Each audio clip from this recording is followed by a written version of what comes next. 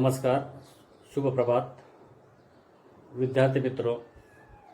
आज हमें काव्य के तत्व इस विषय का अध्ययन करना है। इसके पूर्व तुम लोगों ने काव्य की परिभाषाएं,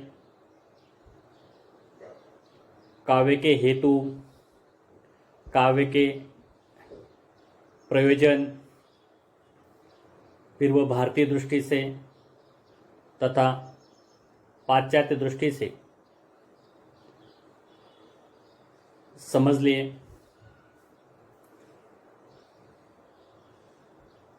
काव्य की जो परिभाषाएं हैं वो संस्कृत, अंग्रेजी, हिंदी विद्वानों के माध्यम से समझने के उपरांत जब हम उनका अलग दृष्टि से अध्ययन करते हैं तो हमारे सामने काव्य के 5 तत्व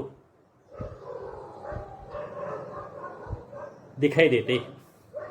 इन 5 तत्वों में भाव तत्व, बुद्धि तत्व, कल्पना तत्व, शैली तत्व, कुछ लोगों ने विचार तत्व, इस प्रकार यहाँ तत्व जो है वह निर्धारित करने का प्रयास किया है।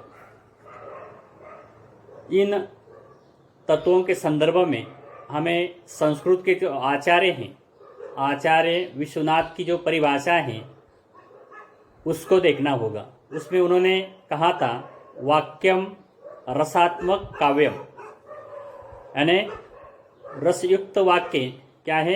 काव्य है। इसी प्रकार आचार्य पंडितराज जगन्नाथ ने भी कहा था रमणीयार्थ प्रतिपादकाः शब्दाः काव्यम, यानी रमणीयार्थ को प्रतिपादित करने वाला जो शब्द है वह काव्य है। इसी प्रकार की एक महत्वपूर्ण परिभाषा हमारे सामने थी अंग्रेजी की हेनरी हडसन की। हेनरी हडसन की परिभाषा में उन्होंने कहा था poetry is the arts of expressing in melodious words thoughts which are the creation of imagination and feelings. तो इस परिभाषा में जो महत्वपूर्ण बातें हमारे सामने उपस्थित हुई वह या हम देख सकते हैं कि इसमें उन्होंने वर्ड्स यानी शब्द को महत्व दिया है। उसके बाद थॉट्स, विचार या बुद्धि को महत्व दिया है। इसी के साथ उन्होंने इमेजिनेशन यानी कल्पना को भी उन्होंने महत्व दिया है। तो उसके बाद उन्होंने कहा है इमेजिनेशन एंड फीलिंग्स का मतलब है भावना, और इन सब को यहाँ व्यक्त करने के लिए उनका एक्सप्रेसिंग काव्य के माध्यम से होता है, शब्द के माध्यम से होता है, और वो शब्द एक अर्थ देते हैं। इसलिए एक्सप्रेसिंग का मतलब हुआ अर्थ। तो यह जो परिभाषाएं हैं, इन परिभाषाओं पर जब हम विचार करते हैं तो हमारे सामने प्रथम 2 परिभाषाओं पर विचार करने से वाक्य या शब्द, अर्थ, रमणीयता, रसात्मकता, गुण, अलंकार, ये काव्य के तत्व प्रकट होते हैं। इनमें से रस, गुण, अलंकार रमणीयता के ही विभिन्न साधनों के रूप में है। हेनरी हडसन की परिभाषा में अभिव्यक्ति की कला, माधुर्य, शब्द, विचार, कल्पना और अनुभूति ये तत्व निकलते हैं। रस, आनंद, अनुभूति आदि भाव तत्व के अंतर्गत है। रमणीयता, कला, अनुभूति, अभिव्यक्ति, कौशल आदि कल्पना तत्व से संबंध रखते हैं। इन सब को संगठित करके कलात्मक अभिव्यक्ति के रूप में प्रस्तुत करना बुद्धि और विचार तत्व का कार्य है। परंतु इन सब में व्याप्त है सत्य के कारण ही काव्य का अस्तित्व है और उसको ग्रहण करने की प्रेरणा हमें मिलती है। अतः काव्य की आत्मा है सत्य। कवि की सत्य की अभिव्यक्ति सुंदर होती है। इसी तथ्य की अनुभूति करके ही अंग्रेजी के प्रसिद्ध कवि किट्स ने लिखा है, beauty is the truth, truth beauty that is all. यानी beauty is truth, truth beauty that is all. अर्थात सौंदर्य सत्य है और सत्य सौंदर्य है। यह सत्य कवि का सत्य है, यह सत्य कवि का सत्य है, काव्य का सत्य है। जो सुंदर है वह शिव भी है। इसी युक्ति से काव्य सत्यम सुंदरम, काव्य क्या होता है? सत्यम सुंदरम की अभिव्यक्ति होता है, सत्यम सुंदरम के रूप में व्यक्त होता है। तो यह यहाँ कवि का सत्य हमारे सामने उपस्थित हो जाता है। इस प्रकार इस काव्य के आत्मा को, सत्य को हमें समझना है, तत्वों के माध्यम से समझना है। इस आत्मा को साकार शरीर का रूप देने वाले तत्व हैं भाव, कल्पना और बुद्धि, और उनका सौंदर्य बढ़ाने वाला तत्व है शैली तत्व। तो यहाँ भाव तत्व को अंग्रेजी में एलिमेंट्स ऑफ इमोशन कहते हैं, बुद्धि तत्व को एलिमेंट्स ऑफ थॉट्स कहते हैं। उसी प्रकार यहाँ कल्पना तत्व को एलिमेंट्स ऑफ इमेजिनेशन कहते हैं। तो यहाँ यह काव्य के अंतर्गत तत्व हैं, काव्य की आत्मा है। लेकिन इस आत्मा को, इस आत्मा रूपी शरीर को यहाँ सुंदर बनाने का कार्य कौन करता है? शैली तत्व करता है। शैली को अंग्रेजी में एलिमेंट्स ऑफ स्टाइल कहते हैं। शैली को आज साहित्य की आलोचना के क्षेत्र में या अभिव्यक्ति भी कहा जाता है, शिल्प भी कहा जाता है। शिल्प के लिए अंग्रेजी में टेक्निक शब्द है, स्ट्रक्चर शब्द है, तो उसका भी प्रयोग किया जाता है। तो वह स्ट्रक्चर, वह यहाँ जो शिल्प है या टेक्निक है, उस टेक्निक से क्या बनता है? कवि के जो भाव हैं या लेखक या साहित्यकार के जो भाव हैं वह या सुंदर बन जाते हैं, वह आकर्षक बन जाते हैं, और पाठक उस आकर्षकता को देखकर फिर वह आकर्षकता भाषा की होती है, शैली की होती है, अलंकारों से होती है, और रस से होती है, वह मुहावरों से होती है। गद्य में जैसे मुहावरे हैं, कहावतें हैं, उससे क्या हो जाती है? यहाँ जो साहित्य या जो ये तीन तत्व हैं भाव, कल्पना, बुद्धि, इनका सौंदर्य बढ़ जाता है। उन्हें और सुंदर बनाने का कार्य यह शैली तत्व करता है। इसलिए यहाँ हमें इन तत्वों का यहाँ विस्तार से परिचय देखना है। पहला तत्व है भाव तत्व। तो भाव तत्व यह कवि की कल्पना का प्रेरक तत्व होता है, या कवि की कल्पना को प्रेरणा देने का कार्य भाव तत्व करता है। काव्य की इसे आत्मा कहा जाता है, भाव तत्व को काव्य की आत्मा कहा जाता है। ये बड़ा व्यापक तत्व है, यानी कवि के मन में जो भाव उत्पन्न होते हैं उन्हीं भावों को साकार रूप देने का कार्य यह करता है। यह शब्द और अर्थ के माध्यम से यहाँ कल्पना को साकार रूप देता है। उसी के साथ यहाँ साहित्य में जो रस निर्माण है, रस निर्माण करने का कार्य भी करता है। एक ही भाव असंख्य रसों में आ जाता है, यानी कवि का जो एक ही भाव है वह असंख्य रसों में आ जाता है। समझो कवि युद्ध का वर्णन कर रहा है तो वीर रस आ जाता है, कवि प्रेम का वर्णन कर रहा है तो श्रृंगार रस आ जाता है, श्रृंगार का फिर या संयोग श्रृंगार या वियोग श्रृंगार आ जाता है।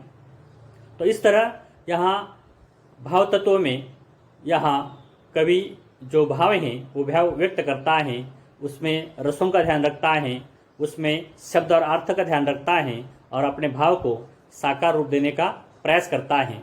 तो यह काव्य का महत्वपूर्ण तत्व है। काव्य में भाव तत्व सबसे अधिक प्रभाव उत्पन्न करने वाला होता है। भाव कवि की कल्पना का प्रेरक है, यह हमने समझ लिया है।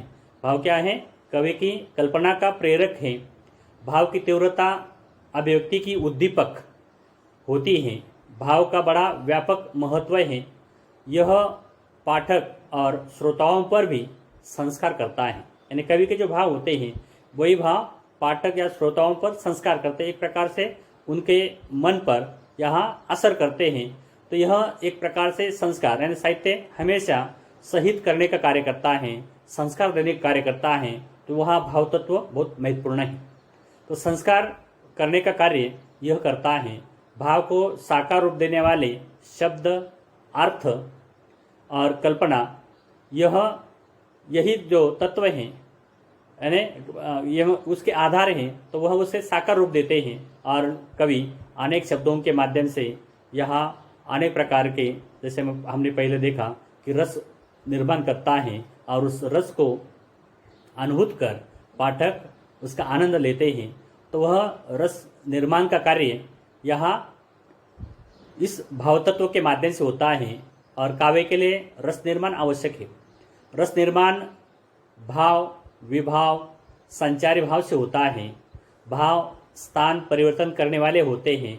एक ही भाव असंख्य रसों में आ सकता है या आ जाता है। जैसे इसके पूर्व हमने समझ लिया कि कवि का भाव कभी वीर रस के रूप में होता है, कभी श्रृंगार रस के रूप में होता है, कभी करुण रस के रूप में होता है, कभी हास्य रस के रूप में भी होता है।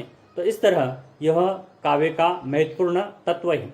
इसके बाद दूसरा तत्व है बुद्धि या विचार तत्व। बुद्धि या विचार तत्व, जिसे अंग्रेजी में एलिमेंट्स ऑफ थॉट्स कहते हैं, ये काव्य का कला पक्ष का बहुत कुछ विचार इसी पर आधारित है या इसी शक्ति पर आधारित है कि मनुष्य या जो साहित्यकार या कवि हैं वो पहले विचार करता है और विचार करके ही अपने जो भाव हैं वो व्यक्त करता है। तो कवि के मन में या साहित्यकार के मन में जो भाव और कल्पना आ जाती है, भाव और कल्पना सबके मन में आ जाती है, लेकिन वो अभिव्यक्त करने के लिए जो बौद्धिकता आवश्यक होती है, जो विचार क्षमता आवश्यक होती है, तो उस विचार के माध्यम से उसे क्या है, भाव या कल्पना को आकार देने का कार्य यहाँ कवि करता है। तो उस दृष्टि से या भाव और कल्पना का आधार लेकर कवि जो विचार करता है, उस विचार के माध्यम से एक प्रकार का संयोजन हो जाता है, और वो संयोजन वह अपने साहित्य के माध्यम से या अपने विचारों के माध्यम से वो व्यक्त करता है। इसलिए यह बुद्धि तत्व या विचार तत्व बहुत महत्वपूर्ण है। बुद्धि तत्व को औचित्य भी कहते हैं, यानी उचित अवस्था में हम यह रखते हैं, यानी कोई भी बात हम सामने वाले से या कहना चाहते हैं, व्यक्त करना चाहते हैं, तो विचार करके ही व्यक्त करते हैं। तो यहाँ उसकी आवश्यकता है, तभी उसे व्यक्त करते हैं। ऐसा औचित्य बहुत महत्वपूर्ण है। तो यह बुद्धि तत्व औचित्य भी कहा जाता है, औचित्य कहा जाता है। विचार तत्व या बुद्धि तत्व का महत्व इस बात में है कि भाव, कल्पना आदि का ठीक संयोजन और शब्द का प्रयोग औचित्यपूर्ण हो। प्रबंध काव्य के भीतर किन किन घटनाओं का चुनाव किया जाए या चयन किया जाए और घटनाओं को किस प्रकार संगठित किया जाए, यह विचार तत्व तय करता है। इसलिए उसका योग्य प्रभाव यहाँ पड़ता है या योग्य दृष्टि से वह शब्द चयन करता है, भाव रखता है, कल्पना रखता है, और इस तरह वह संगठित करने का कार्य इस तत्व का काम है, और उससे काव्य प्रभावी बनता है। यह बुद्धि तत्व का ही क्षेत्र माना जाता है। चरित्र निर्माण में या चरित्र चित्रण में पात्रों के जीवन की घटनाओं, कार्यों, वार्तालापों में औचित्य का समावेश विचार तत्व के रूप में ही रहता है।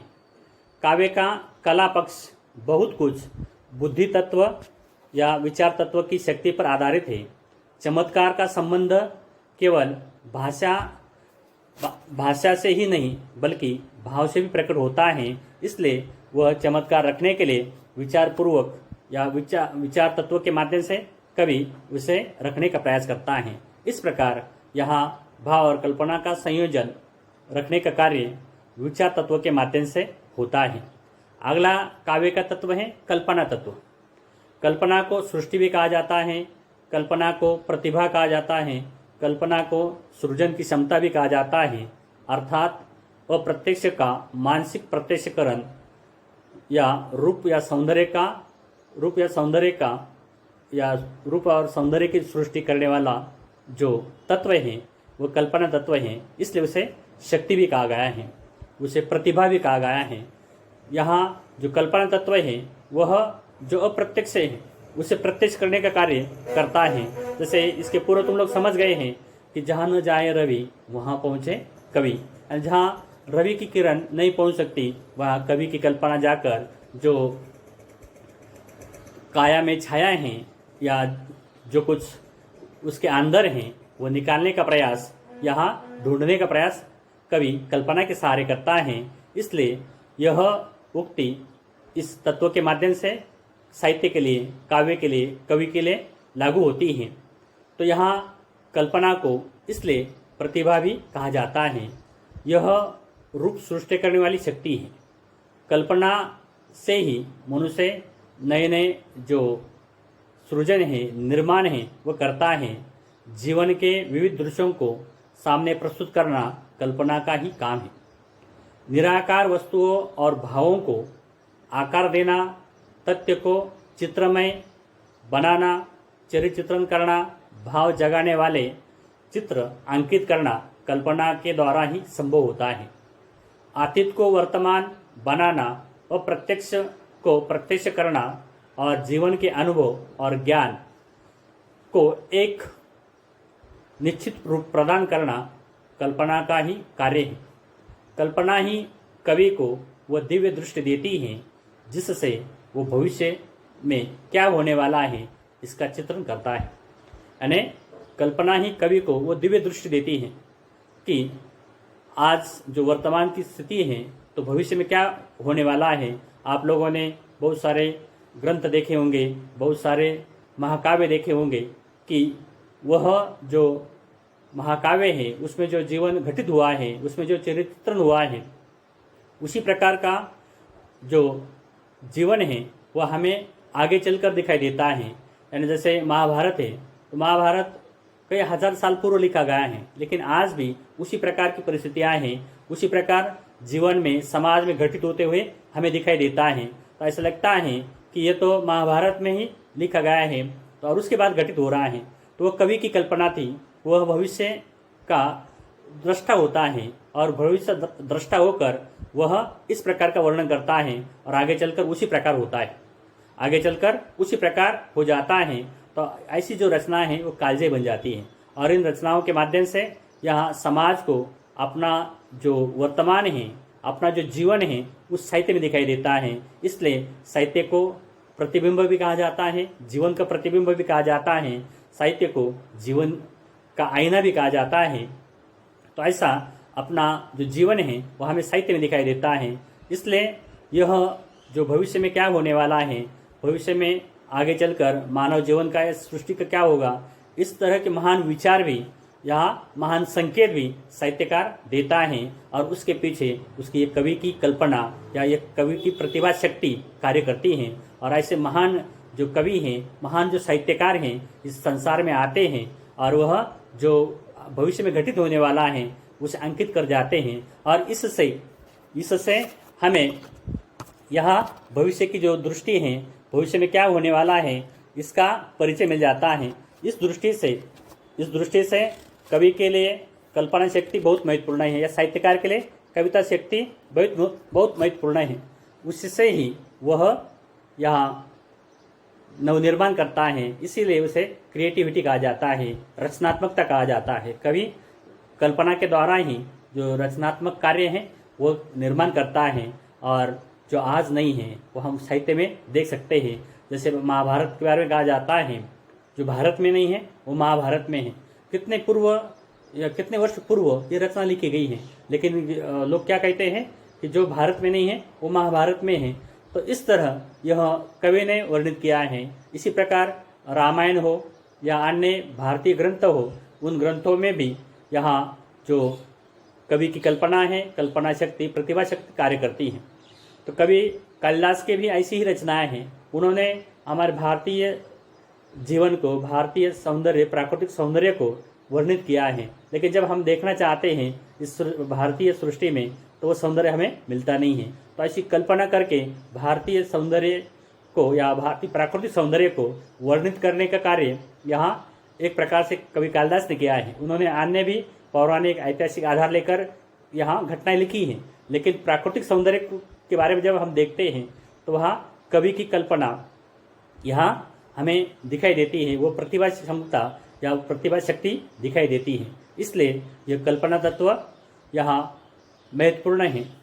तो इस तरह यह काव्य के शरीर है, साहित्य के क्या है, शरीर है। और इस शरीर का और सुंदर बनाने का कार्य कौन करता है, शैली तत्व करता है, जिसे एलिमेंट्स ऑफ स्टाइल कहते हैं। तो यहाँ शैली तत्व काव्य का कला पक्ष है। काव्य का जो शरीर है उस शरीर को सुंदर बनाने का कार्य कौन करता है, यह शैली तत्व करता है। जैसे हमारा शरीर है और इस शरीर को हम वस्त्रों के माध्यम से, अलंकारों के माध्यम से क्या करते हैं, और सुंदर बनाने का और आकर्षक बनाने का क्या करते हैं, प्रयास करते हैं। और यह शैली यहाँ हर व्यक्ति के अनुसार अलग अलग होती है। जितने व्यक्ति हैं उतनी स्टाइल होती है। शैली को ढंग भी कहा जाता है, वर्णन की पद्धति भी कहा जाता है। तो यह वर्णन की पद्धति, वर्णन का ढंग यहाँ शैली के माध्यम से आ जाता है। इसलिए एक लेखक की शैली दूसरे लेखक के समान नहीं होती। जितने व्यक्ति हैं उतनी शैलियाँ होती हैं। तो ऐसे अनेक शैलियों के माध्यम से हमें साहित्य का जो वर्णन है वो दिखाई देता है। यानी अलग अलग स्टाइल से साहित्य लिखा जाता है, काव्य लिखा जाता है। और उस स्टाइल के माध्यम से या शैली के माध्यम से कवि क्या करता है, उसे और सुंदर बनाने का प्रयास करता है। अपने भाव और विचारों को, कल्पना को और सुंदर बनाने का प्रयास इस तत्व के माध्यम से करता है। इसलिए शैली का भी बहुत महत्वपूर्ण स्थान है। काव्य का यह शैली तत्व मनोगत भावों को मूर्त रूप प्रदान करने वाला सहज साधन है। यानी जो हमारे साक्षात जो विचार हैं कब सामने आते हैं, शैली के माध्यम से आते हैं। इसके लिए क्या लगती है, हमें बोलने की क्षमता लगती है, हमें लिखने की क्षमता लगती है। हमारे मन में जो भाव हैं, विचार हैं, कल्पना हैं, वो दूसरों के सामने कब आएगी, जब हम उसे अच्छे ढंग से व्यक्त करते हैं। तभी सुनने वाला सुनता है, पढ़ने वाला पढ़ता है, देखने वाला देखता है और उससे आकर्षित होता है। नहीं तो हर रोज़ हम देखते हैं हर मनुष्य अपने भाव व्यक्त करता है, अपने विचार व्यक्त करता है, लिखता है, लेकिन सबके विचार कोई आत्मसात या कोई देखता नहीं है, उसे अनुभव करता नहीं है। लेकिन साहित्यकार जो विचार व्यक्त करता है उसमें उसकी अलग शैली होती है और शैली के माध्यम से ही यहाँ लोग पढ़ने के लिए लालायित हो जाते हैं, आकर्षित हो जाते हैं। ऐसे काव्य का जो शैली तत्व हैं, ये शैली तत्व यहाँ महत्वपूर्ण बन जाता है। और इसीलिए जो कवि के मनोगत भाव होते हैं उन भावों को मूर्त रूप देना, साक्षात रूप देना यहाँ शैली तत्व का कार्य है। शैली काव्य के बाह्य रूप को अलंकृत करने की अतिरिक्त यहाँ उसके भावगत रूप को भी विकसित करने का कार्य करती है। यानी काव्य उसका बाह्य सौंदर्य के साथ मन के जो भाव हैं उन भावों का और सुंदर रूप में व्यक्त करने का कार्य कौन करता है, ये शैली तत्व करता है। इसलिए भावों को यहाँ और सुंदर बनाने का कार्य शैली के माध्यम से होता है। उसी तरह उसके लिए अलग अलग अलंकारों का प्रयोग करता है। उसके लिए अलग अलग जो छंद हैं, अलग अलग मुहावरे हैं, कहावतें हैं, शब्द हैं, विशिष्ट प्रकार के शब्द हैं, उन शब्दों का प्रयोग कर यहाँ कवि अपने भाव और विचारों को और सुंदर रूप में व्यक्त करता है। इसलिए इसे कहा जाता है भावों के पोषक उत्पादन के रूप में यह रस संचार करने में भी सहायक है। यानी जो भावों को और पोषक बनाते हैं और उनका भावों का निर्माण कर यह जो काव्य का आनंद है, रस है, उसका संचार करने में सहायक होते हैं। भाव सौंदर्य की सार्थकता शैलीगत सौंदर्य पर निर्भर होती है। भाव सौंदर्य की जो सार्थकता है शैली तत्वों पर ही निर्भर होती है, क्योंकि किस प्रकार कवि ने व्यक्त किया है वह उसके अभिव्यक्ति पर निर्भर होता है और वो भाव उसके अभिव्यक्ति के माध्यम से ही लोग समझते हैं। इसलिए यहाँ जो शैली का सौंदर्य है उस सौंदर्य से ही कवि के जो भाव सौंदर्य हैं वो खिल जाते हैं। सुंदर शैली के अभाव में भावों का सहज सौंदर्य भी विकृत हो जाता है।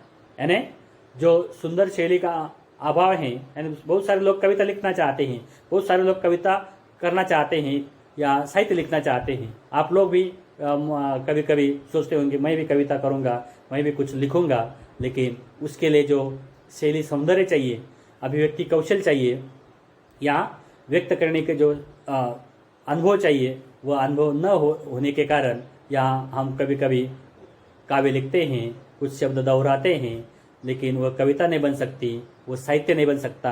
कारण हमारे पास वो सौंदर्य व्यक्त करने की शैली नहीं है, वो प्रतिभा नहीं है। और वो प्रतिभा न होने के कारण हम कभी कभी व्यक्त करते हैं, कुछ गुनगुनाते हैं, कुछ व्यक्त करते हैं, बोलते हैं, लेकिन वह दूसरों के लिए वह विकृत लगता है और लोग उसे सुनना न चाहते, से पढ़ना नहीं चाहते। ऐसा भी किसी के जीवन का अनुभव होता है। तो यह अनुभव यहाँ इसलिए महत्वपूर्ण है कि शैली तत्व का अच्छी तरह से जो ज्ञान है वह अर्जित करके ही यहाँ अच्छे साहित्यकार बन सकते हैं। और ये प्रयास से होता है, ये अभ्यास से होता है। इसके लिए अभ्यास करने की ज़रूरत होती है। और जो लोग अभ्यास करते हैं उस अभ्यास के माध्यम से ही यहाँ यह जो विकास है या अभिव्यक्ति कौशल है वो विकसित हो जाता है। इसलिए प्रत्येक लेखक की गुण भावनाओं और व्यक्तित्व के अनुसार शैली अपना विशिष्ट महत्व रखती है। तो हर लेखक की जो गुण भावनाएं होती हैं, हर लेखक के एक व्यक्तित्व होता है। उस व्यक्तित्व के माध्यम से, उसके स्टाइल के माध्यम से ही वह अपनी एक विशिष्ट शैली यहाँ निर्धारित करता है। जैसे प्रेमचंद की शैली, जयशंकर प्रसाद की शैली अलग अलग है। यानी यहाँ महादेव वर्मा की काव्य की शैली या काव्य व्यक्त करने की शैली, कवि निराला की शैली, ये क्या है, अलग अलग उनके व्यक्तित्व पर निर्भर हैं। इस प्रकार यहाँ मुख्य रूप से शैली के दो तत्व होते हैं, एक व्यक्तित्व तत्व और दूसरा है वस्तु तत्व या एक आंतरिक तत्व और एक बाह्य तत्व। वस्तु तत्व मतलब विषय, विषय में भाव, कल्पना, विचार आ जाते हैं और वह वस्तु, वह विषय व्यक्त करने के लिए किसकी जरूरत होती है, बाह्य तत्व की, शैली तत्व की। और वह शैली यानी उसका व्यक्तित्व, उस व्यक्ति का जो व्यक्तित्व है उस व्यक्तित्व के माध्यम से ही वह कागज पर या अभिव्यक्ति के माध्यम से वह अपना ये जो अनुभव है रखता है। इसलिए काव्य के लिए शैली तत्व बहुत महत्वपूर्ण है और यह साहित्यकार आत्मसात कर लेते हैं, विकसित कर लेते हैं। कभी कभी किसी को ये जन्मजात प्रतिभा मिल जाती है और इसी शैली के आधार पर वह उत्कृष्ट जो रचनाएं हैं इस संसार को देने का कार्य करते हैं। कालजयी जो रचनाएं हैं इस संसार को देने का कार्य करते हैं। जैसे एक लेखक ने 1000 साल पहले लिखा, वैसा आज भी दूसरा कोई लिख नहीं सकता। आज इतने टेक्नोलॉजी का विकास हो चुका है, लेकिन हूबहू हम उसी प्रकार की रचना नहीं कर सकते। ये रचनात्मकता, ये क्रिएटिविटी या हर व्यक्ति के माध्यम से, उसके स्टाइल के माध्यम से यहाँ अभिव्यक्त होती है और वह स्टाइल यहाँ काव्य के लिए महत्वपूर्ण है। इस प्रकार काव्य के ये 4 तत्व हमारे अध्ययन के लिए हैं और इन 4 तत्वों के माध्यम से तो लोग समझ गए होंगे कि काव्य का निर्माण कैसे होता है। काव्य का जो निर्माण है इन तत्वों के आधार पर होता है और इन तत्वों के आधार पर या काव्य का ये निर्माण जो तुम लोग समझ गए हैं और आगे चलकर इसी प्रकार की क्षमता, इसी प्रकार की प्रतिभा तुम लोग अभ्यास से या निरंतर प्रयास से विकसित करते हैं तो आप लोग भी महान कवि बन सकते हैं, लेखक बन सकते हैं। क्योंकि आने वाले संसार को लेखकों की भी ज़रूरत है, कवियों की भी ज़रूरत है। जैसे अन्य टेक्नोलॉजी के साथ हमें लगता है हमें इसकी ज़रूरत है, उसकी ज़रूरत है, उसी के साथ या लोगों का मनोरंजन करने के लिए, लोगों का मार्गदर्शन करने के लिए, लोगों को या समाज को नई दिशा देने के लिए, समाज का कल्याण यहाँ जो है वो कल्याण करने के लिए साहित्य की भी ज़रूरत है। तो ऐसा शहीद करने वाला जो साहित्य निर्माण करना है तो आने वाले भविष्य के लिए भी या साहित्यकारों की ज़रूरत रहेगी, अनादिकाल तक रहेगी। ऐसे साहित्यकार भी आप लोग बन सकते हैं। उस दृष्टि से यहाँ जो साहित्य है वो साहित्य लिखने के लिए आप भी इस काव्यशास्त्र के आधार पर यहाँ प्रयास कर सकते हैं। काव्यशास्त्र के आधार पर साहित्य निर्माण भी कर सकते हैं, साहित्य का सृजन भी कर सकते हैं। साहित्य के सृजन के साथ उसकी जो आलोचनाएं हैं, उसकी जो समीक्षाएं हैं वो भी कर सकते हैं कि साहित्य किस प्रकार लिखा गया है और वह समझने के लिए ये तत्व बहुत महत्वपूर्ण है।